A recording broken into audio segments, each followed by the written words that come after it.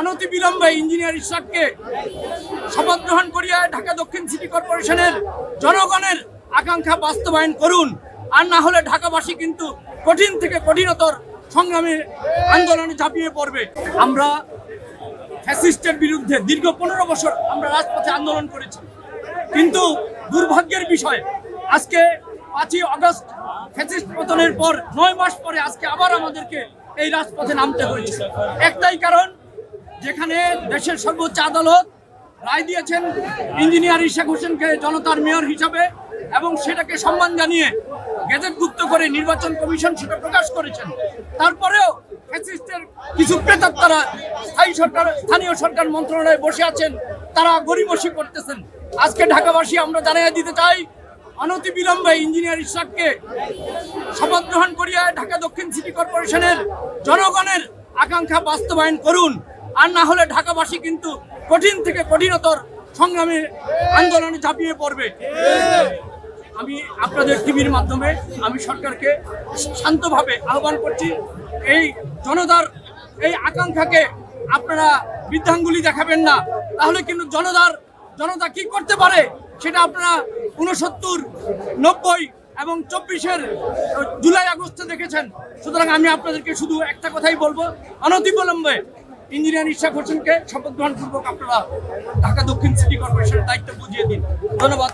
এই গত নির্বাচনে আওয়ামী সরকার এই তাপস সাপকে মেয়রের দায়িত্ব দিয়েছিল, সেটা সঠিক করে নেই। সে অন্যায়ভাবে আওয়ামী লীগ স্বৈরাচার তাকে বসিয়েছিল।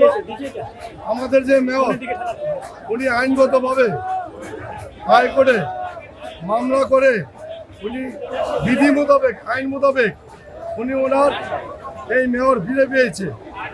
এখন আমাদের আইনগত কোনো বাধা নেই। তারপরও আমাদের এই ইশরাক সাহেব এই ঢাকা মহানগরের আপনার মেয়র হিসাবে জাতি, দেশ, জনগণ দেখতে চায়, কিন্তু তাদের আইনগত বাধাটা কোথায় তারা আমাদের স্পষ্ট বলতেছে না। তার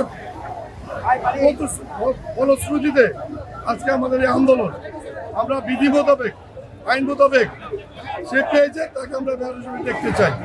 আইনগত কোনো জটিলতা নেই, এবং তারা বর্তমান যে গভর্নমেন্ট আছে উনি যদি চায় নিয়ম বিধি মোতাবেক উনি বসাইতে পারে।